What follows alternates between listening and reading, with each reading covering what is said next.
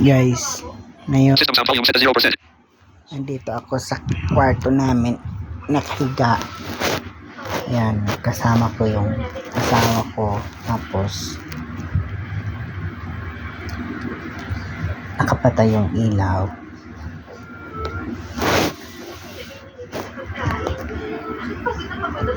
Hindi ko alam kung makikita ako sa camera, pero medyo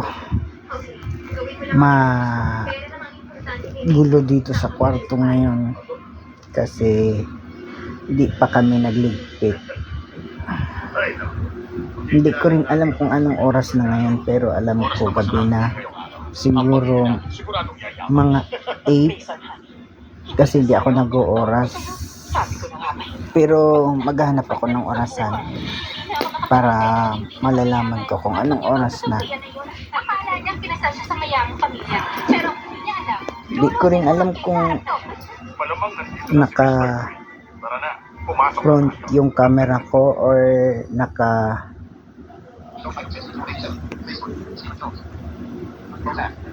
9:03 PM. May 8 yata ngayon. Gusto ko lang mag-record ng video. Di ko alam kung anong,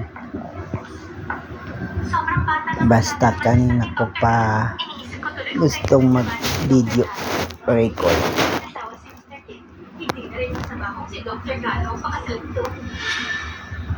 Ano pong gusto niyong inumin? Ayan, ngayon nakahiga siya sa kita ko, nakikinig ng pre-reels.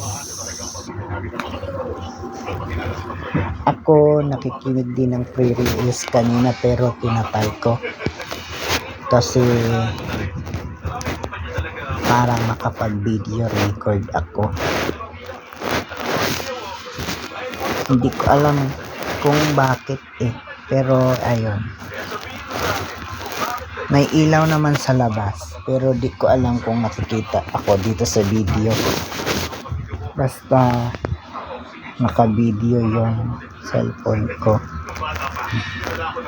Sige, dito na lang kasi baka mapupuno na yung cellphone ko Tapos itong video ko baka mapuno na ang cellphone ko.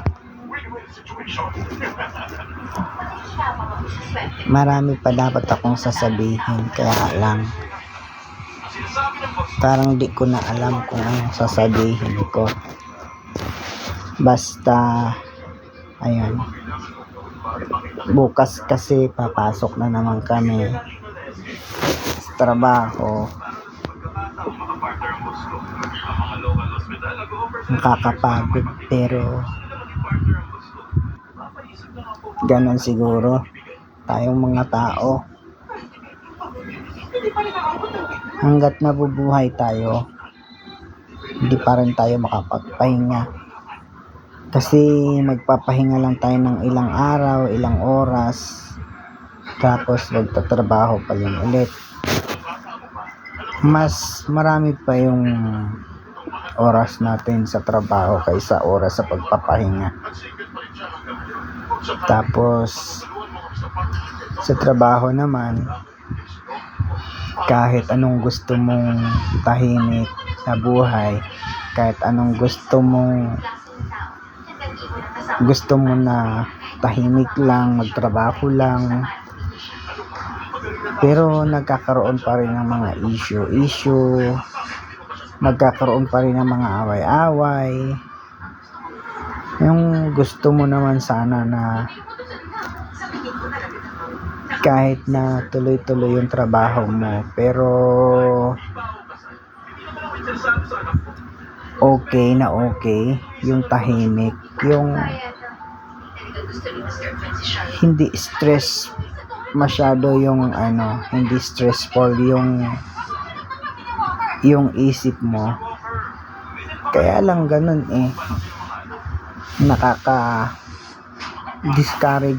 nakaka-disappoint yung ganun, na konti lang yung pahinga mo, tapos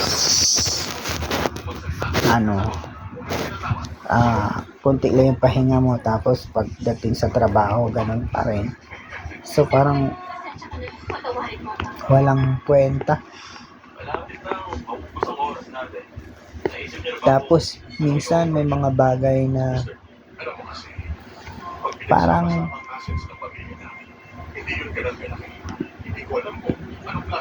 nafe-feel mo na mayroong pinapanigan, mayroong ibang pinapaboran, samantalang pag sa'yo wala. Pero hindi naman yun, parang part lang yun ng hamon para sa akin. Kasi alam ko naman na may mga time na kung sino pa yung pinapaboran at sino pa yung binibigyan ng time, yun pa yung mga tao na pabaya.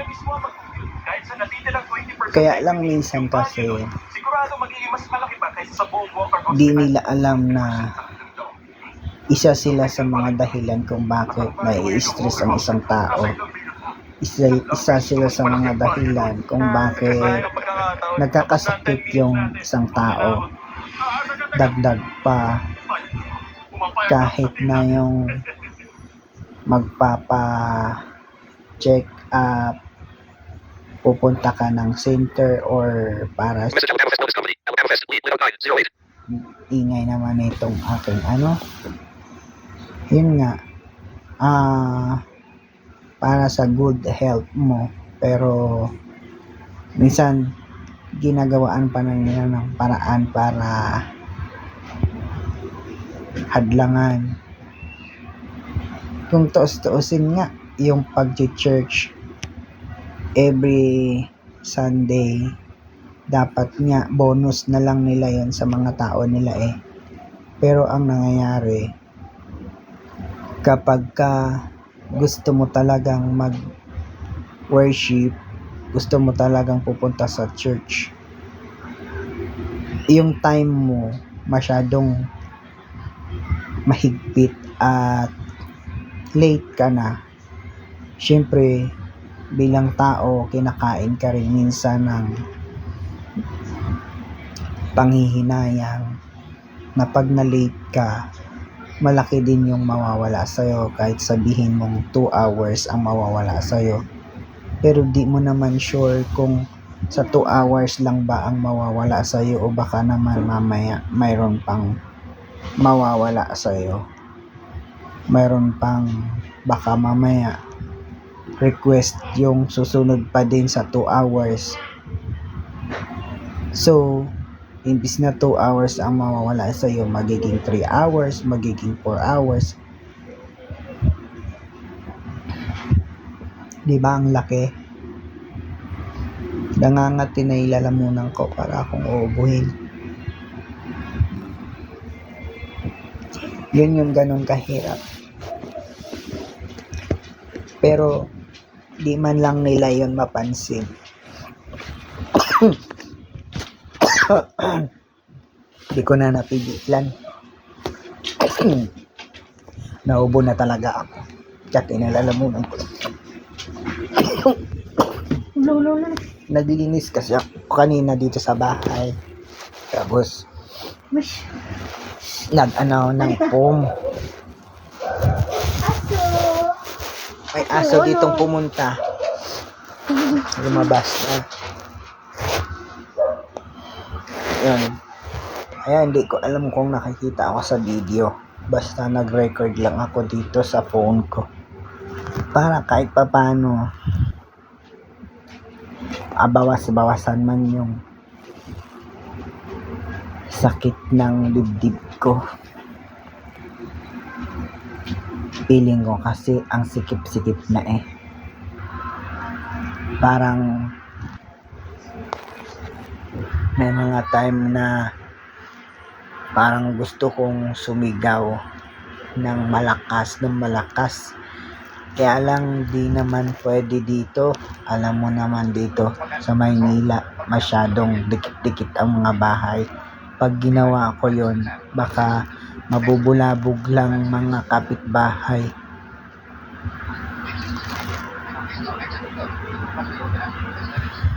Kaya ginawa ko na lang tong video na to. Kahit na hindi ako handa.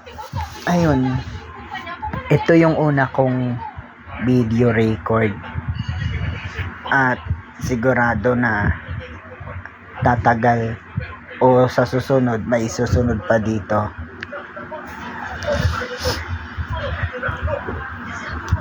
Ayun nga, gusto ko sana kasi every Sunday makapunta man lang sa church, makapagsimba, makapakinig ng Word of God. Kaya lang, dahil nga sa trabaho, maaga ang pasok, tapos walang konsiderasyon, hindi ako makapunta.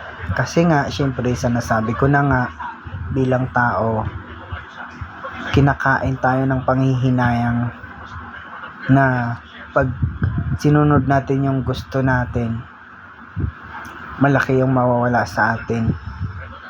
At dagdag pa, ginagawaan pa nila ng ultimatum or anong tawag doon, na kapag ka absent ka, mayroon na siyang bilang. Kaya hindi po pwedeng every Sunday mag-a-absent ka o magpapalate ka kasi mayroon ng bilang. Tapos ngayon susunod na naman yung pagpunta mo na naman sa check up o magpapa-check up ka. Kaya nga ang mga blind madalas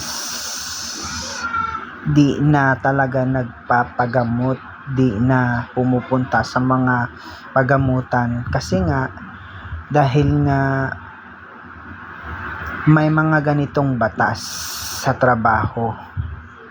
Kaya kung magkakaroon ka man ng day off isang araw, tapos yung araw na napunta sa'yo hindi naman araw na kung saan available yung doktor or pwede ka magpapa-check up, kaya wala din saysay.